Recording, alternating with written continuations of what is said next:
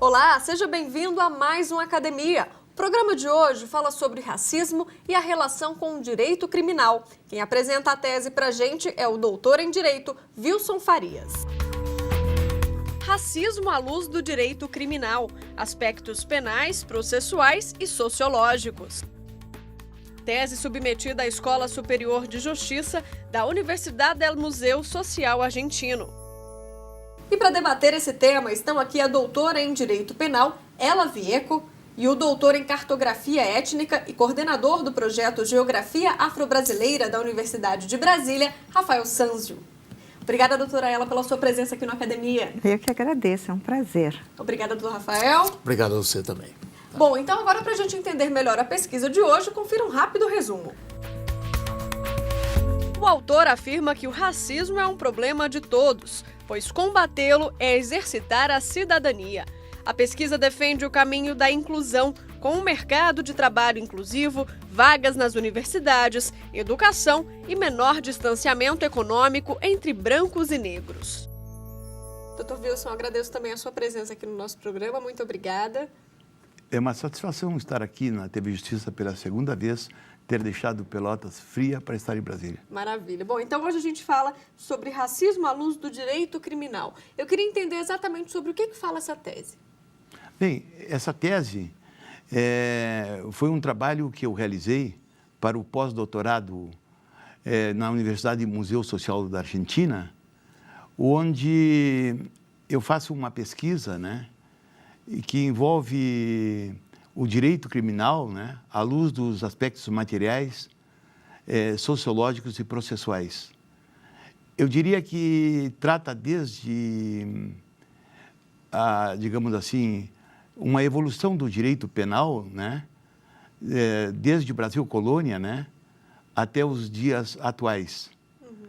E procurei na tese, né, definir, né, como ocorreu o período escravocrata no Brasil durante todo esse tempo. E o que motivou essa vontade de estudar a fundo esse tema, doutor? Bem, na realidade, eu convivo com o racismo desde crianças. Quando eu era guri, eu observava que os negros, lá na minha querida Jaguarão, não podiam frequentar os bailes de branco. E isto acontecia também na capital do estado, em Porto Alegre. Aí, depois eu ingresso na função pública, na polícia, através de um cargo de escrivão, delegado, e posteriormente promotor de justiça. E eu pude, talvez até pela relação minha de ser negro, né, deparar com vários casos de racismo. E o primeiro caso que encontrei na minha vida foi de um menino que era vigilante na cidade de Pelotas, e foi entrar num baile na cidade de Camaquã, mais precisamente na localidade de Cristal, e não o deixaram. Pelo fato de ser negro? Pelo fato de ser negro. E o que aconteceu? Porque o racismo não é um caso único e exclusivamente de negro. O racismo, na realidade, é o exercício da cidadania. E os seus amigos brancos, né, forçaram-no a ir ao encontro do Ministério Público. Na época, eu entrei com uma notícia crimes para o Ministério Público de Camaquã e houve a primeira condenação no Brasil sobre o caso de racismo. Olha o histórico, então. O dono do salão de baile, em 1992, foi condenado, evidentemente, que é uma pena pedagógica, ou seja, ele teve restrições de direito, não podia, digamos assim, fazer mais aqueles atos e ficou realizando os trabalhos numa escola, né? Pena alternativa, uma pena alternativa. E então eu entendo que aquela pena serviu de referência, entende? No Brasil, porque os casos que ocorriam naquele tempo no Brasil ainda eram tímidos. E quando a gente fala hoje em racismo, existe mais um racismo velado, na sua opinião, doutor? Ou ainda existe o mesmo racismo, só que é tratado de uma forma diferente? Bem, na realidade, nós vivemos dentro ou através de uma democracia racial, na verdade, que é um disfarce. Porque o Brasil é um país muito racista. E não apenas isso se constata na área criminal, mas isso tem reflexos no emprego, na saúde, na educação, e em vários setores da sociedade onde o negro se serve de referencial negativo. E nós não enfrentamos a situação como enfrentam a África do Sul e os Estados Unidos enfrentaram, não é verdade? Mais um relacionamento direto, mas por vias oblíquas, né, nós temos que exterminar com essa praga do racismo que ainda assola o Brasil, de norte a sul. O senhor também faz uma comparação com o direito no exterior, né? Tem o direito comparado também na sua tese. Foi a fundo em outros países para saber como é que o racismo funciona lá fora? O racismo não iniciou no Brasil. Nós temos uma ligação direta porque nós sofremos 400 anos de período escravocrata. Ou seja, o Brasil foi o último país fora da África onde terminou o racismo. E o senhor também indicou alguns livros para a gente. Vamos conferir então agora quais são. O papel do direito penal no enfrentamento da discriminação, de Cátia Helenise Oliveira da Silva, editora Livraria do Advogado. Racismo e Antirracismo no Brasil, de Antônio Sérgio Alfredo Guimarães, editora 34. Ser Negro no Brasil Hoje, de Ana Lúcia Valente, editora Moderna. Doutor Wilson, então agora que a gente já entendeu melhor o tema, que é tão interessante, fica à vontade para apresentar a conclusão desse trabalho para a gente. Bem, na realidade, durante o período escravocrata no Brasil, o Brasil ele era, digamos assim, coordenado pelas leis de Portugal.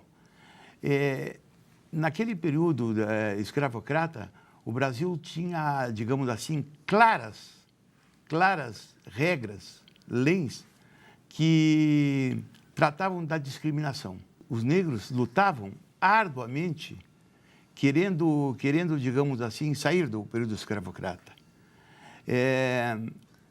Luiz Gama, um advogado negro, que aos 10 anos, olhe bem, aos 10 anos ele foi comprado por um traficante e aos 18 anos ele ingressou na Marinha, ele tentou, digamos assim, resolver o problema da escravidão e ele ingressou no Partido Liberal e também no Partido Radical e ele entendia que, digamos, olhe bem, que a corrupção naquele período, porque eram juízes corruptos, eram policiais corruptos, eram educadores, eram funcionários públicos de outros órgãos. Então, ele entendeu que só poderia ser resolvido o problema através de uma insurreição. E ele morre. E quando há digamos assim, um litígio fortíssimo, lá por volta de 1988, entre aqueles que fugiam das fazendas de café, e somado aí a problemas também de ordem internacional, porque a Inglaterra lutava, né? A Inglaterra lutava pela libertação dos negros para encontrar um mercado onde pudesse vender as coisas. Acabou acontecendo a formalização, olhe bem, a formalização da Lei Áurea. E o que acontece no dia 14 de maio de 1988, ou seja, no dia subsequente? O negro continua escravo, na realidade, porque ele não encontrava lugar para trabalhar, e ele apenas teve, no ano subsequente, a criação de um Código Penal que colocava o negro numa questão dúbia. Um pouco ele era coisa, né? Porque ele era mercadoria e quando ele tinha que ser responsabilizado, ele passava a ser pessoa. E isso acabou indo até o período, digamos assim, o período que decorreu todo da República.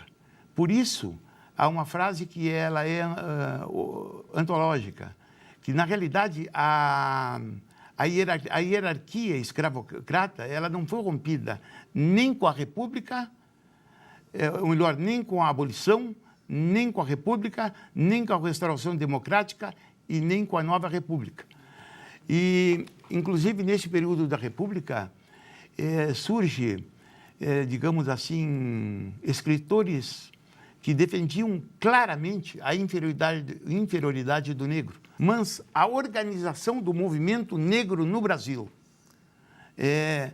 fez com que, por volta de, ou melhor, em 1951, surgisse a primeira lei, que era a Lei Afonso Arinos, e ela surgiu de um fato... Há dois fatos, um que teriam dado origem a essa lei. Uma bailarina americana que não teria sido recebida num hotel do Rio de Janeiro, e outro era um motorista do deputado Afonso Arinos, que é de Minas Gerais, e que foram fatos que levaram a ele apresentar um projeto de lei.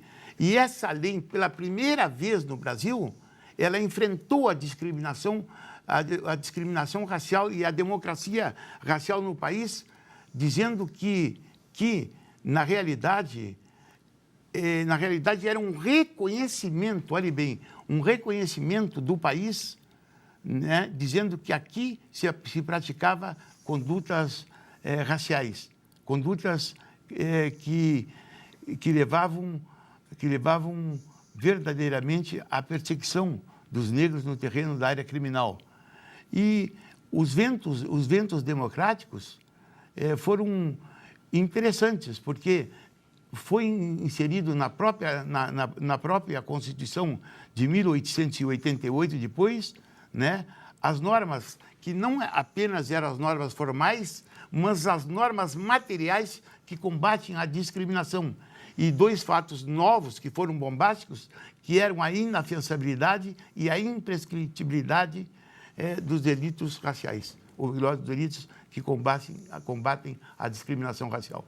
Perfeito, doutor Wilson. Muito obrigada pelas explicações. A gente fala mais sobre esse assunto, então, no próximo bloco, porque tem debate. A gente faz uma rápida pausa e você não saia daí.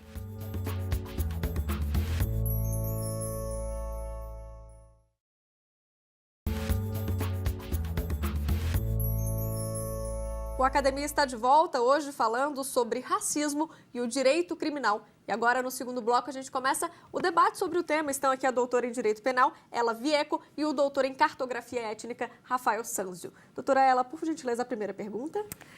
Doutor Wilson, quero lhe dizer que eu fiquei muito contente em vir esse debate, porque na Universidade de Brasília, onde eu leciono, nas minhas pesquisas, eu sempre procuro que os alunos tenham uma perspectiva do racismo, né, que é estruturante na sociedade brasileira.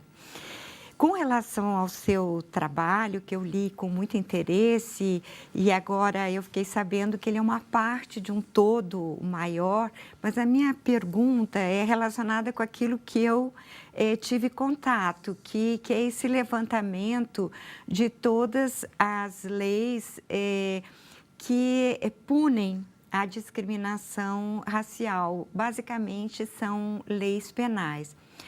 Então, me ficou um pouco uma questão, né, da leitura, porque bem no início o senhor lança uma pergunta, diz, seria o direito penal uma solução, né, para enfrentar o racismo aqui no Brasil? E essa pergunta, ela não é respondida, pelo menos eu não encontrei uma resposta assim cabal. Em certos momentos, o senhor diz que, por exemplo, a lei Afonso Arinos, ela foi muito importante. O senhor diz que a mídia tem dado visibilidade ao assunto e, com isso, a justiça tem aplicado um pouco melhor a lei.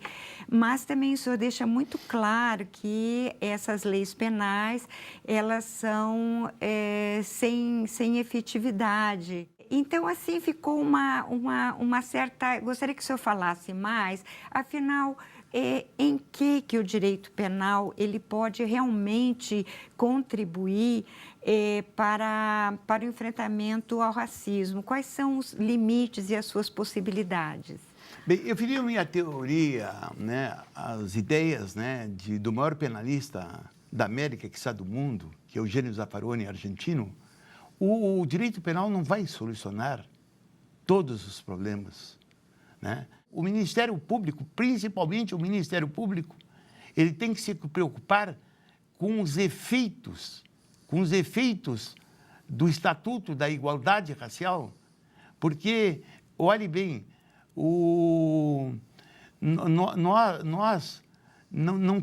nós temos, digamos assim, nós temos dificuldade, muitas vezes, em definir raça. Nós temos dificuldade.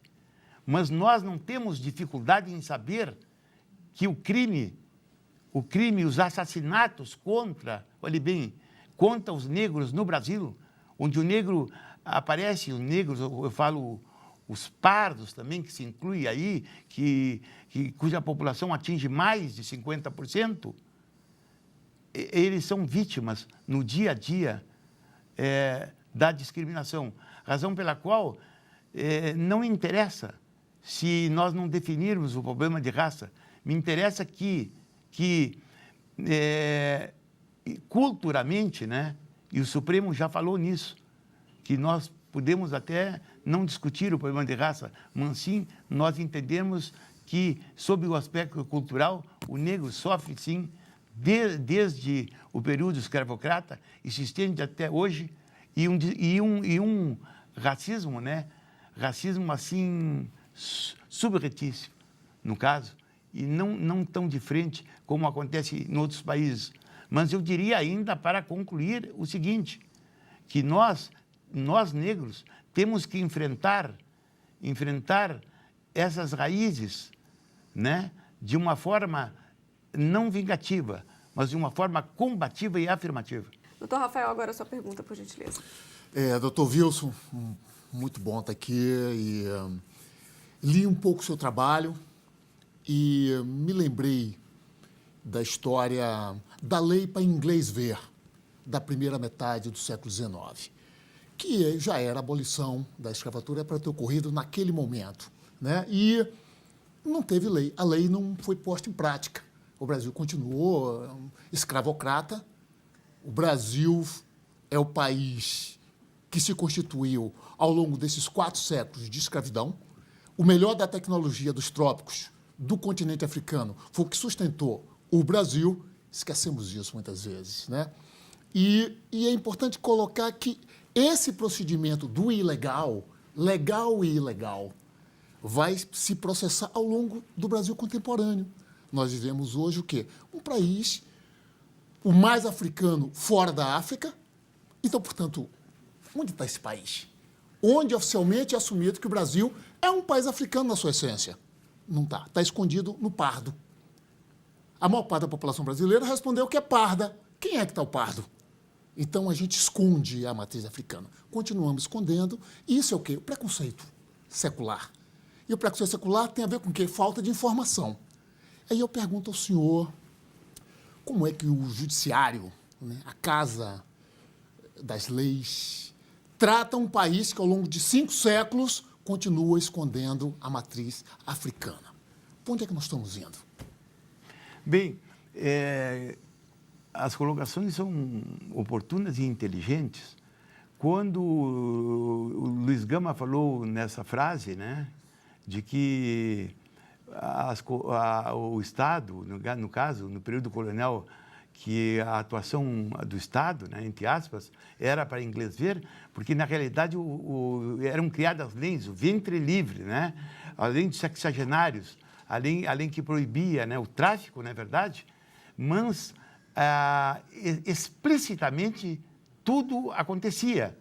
Eu recordo que uma vez eu estava em Porto de Galinhas, aqui em Pernambuco, não é verdade? E o guia perguntou para todos por que era Porto de Galinhas, e ninguém respondia. Eu respondi, porque quando chegavam os negros no navio, gritavam, chegaram as galinhas.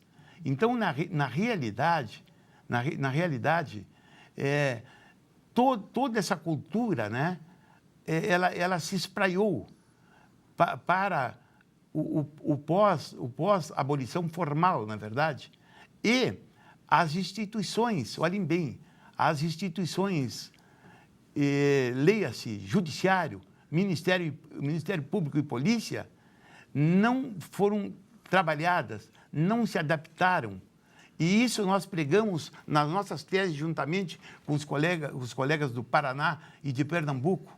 Tanto o Ministério Público como o Judiciário, né, devem criar mecanismos internos, né, que se preocupem, na verdade, com o Estatuto da Igualdade Racial, né, e com a legislação presente para combater de uma vez por todas o racismo. Porque eu pergunto a todos, será, minha querida professora, será, meu querido debatedor, que uma criança pode ser racista? Não. Uma criança é racista, sim, porque ela recebe durante o dia a dia informações dos meios de comunicação e da sua casa. E há uma pesquisa oriunda da Universidade de Mato Grosso, não é verdade? E também lá das nossas universidades locais, da minha cidade e da região, onde há fatos diariamente que envolvem crianças de 6 ou 8 anos. E eu pergunto, uma criança pode ser racista? Não, mas ela exterioriza o que ela observa no dia a dia. Eu acho que tem muito racismo que é praticado pelos parlamentares no exercício, né, da sua função. O que o senhor acha disso? Eu diria que toda a sociedade, na verdade, toda a sociedade, se a gente perguntar para alguém, você é racista? As pessoas dizem que não. Você já viu algum caso de racismo? Claro que existe. Mas, não é verdade? Digamos assim, todo esse período escravocrata, né, ela, digamos assim, impulsionou o racismo em todas as camadas, em todos os setores e o parlamento não deve ficar atrás. Rafael? Olha, meu caro professor, eu estava pensando aqui na sua fala, ouvindo, que a pista está aqui entre nós. Educação. Por que é que um país continental como o nosso não prioriza uma educação onde todos os segmentos sejam informados? Esses segmentos, uma criança daqui a pouco vai ser o quê? Um médico, uma médica, um juiz, uma juíza, um deputado, uma deputada. Se ele leva a matriz do preconceito, ela instalada na infância, a pesquisa educacional já diz isso. Então eu pergunto, por que leis que nos obrigam, de certa forma, a que conteúdos dessa visibilidade que não aparece na história do Brasil, na geografia do Brasil e em outras disciplinas, retratando e valorizando a matriz africana e a matriz dos donos da terra, não acontecem? Porque as leis que nos colocam isso não têm visibilidade nem implementação de fato. Na realidade, deve haver uma preocupação, inclusive, do Estado. Professores devem ser educados, devem ser treinados para isso, porque é através da educação que nós podemos resolver esses conflitos que agora são resolvíveis. Nós não queremos que nós tenhamos uma resposta como há poucos dias o chefe da polícia de Dallas falou, diante da morte de 5 policiais. Nós temos que terminar com isso. Bom, e com essa bela reflexão, então, a gente tem que encerrar o programa. Agradeço a sua participação aqui com a gente. Muito obrigada. Eu é que agradeço. Bom, agradeço também aos nossos debatedores, doutora Ela. Pena que não deu para debater mais. O tempo acabou, doutor Rafael, muito obrigada. Fazemos o que é possível. Tá Agora certo. é isso. Bom, você também pode apresentar a sua tese ou a sua dissertação aqui no programa. Mande um e-mail para a gente, academia@stf.jus.br. Para rever o Academia da Semana, é só acessar o site que você vê na tela, tvjustiça.jus.br. Obrigada pela companhia, até semana que vem.